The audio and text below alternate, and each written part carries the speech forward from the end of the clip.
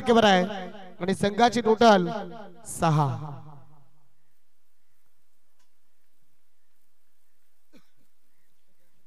हा झेल तर कुणीतरी काहीतरी नाराज सांगून जाईल इथे पहा. परंतु या खेळाडूने काय कमाल केली, कारण की तिसरा झेल मी सोडणार नाहीये. Good good catch of quality. काय जबरदस्त झेल पहा पकडला गेलाय. किच झेल पकडला गेलाय. स्वतः ऑनर आहेत आणि त्या स्वतः ऑनर न पहा, कारण की जे खेळाडू करीत नाहीये ते ऑनर दर्शवतो की जे मला करायचे आहे.